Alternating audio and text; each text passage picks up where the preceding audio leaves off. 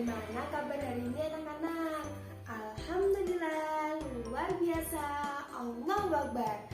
Sebelum memulai pembelajaran hari ini, marilah kita membaca doa terlebih dahulu ya. Bismillahirrahmanirrahim.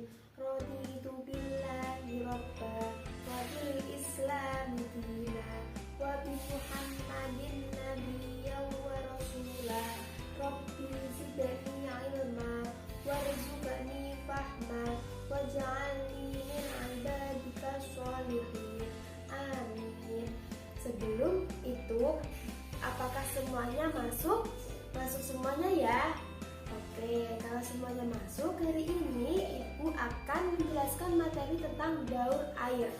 Nah, terlepas dari daur air, manusia atau makhluk hidup pasti memerlukan air, seperti manusia, hewan, tumbuhan.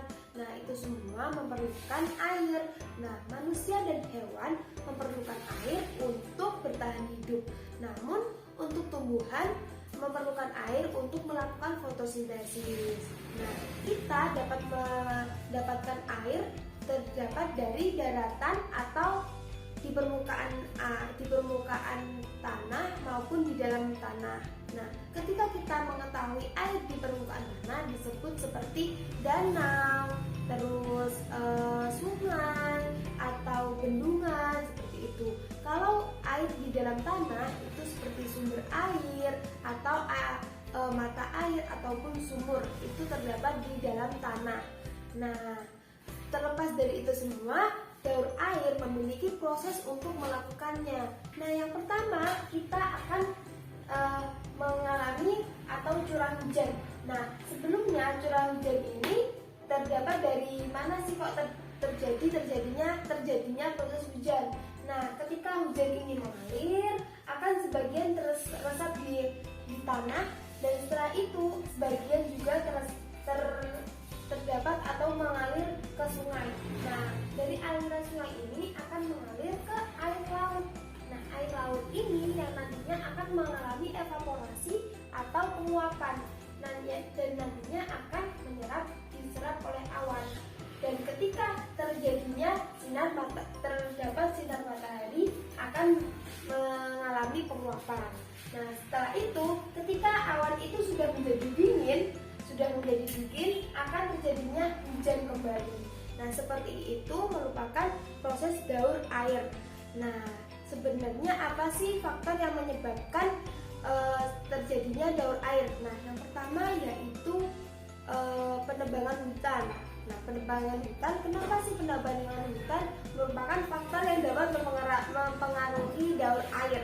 Nah, karena ketika penebangan hutan itu tidak ada proses untuk penyerapan air. Nah, ketika tidak ada proses penyerapan ke dalam tanah, maka air tersebut akan mengalir ke sungai. Dan ketika sungai itu sudah meluap, akan terjadinya banjir, sehingga minimnya air bersih. Nah, yang kedua yaitu pencemaran. Nah, salah satu pencemaran yang menjadi faktor mempengaruhi daur air itu adalah pencemaran yang terjadi di laut.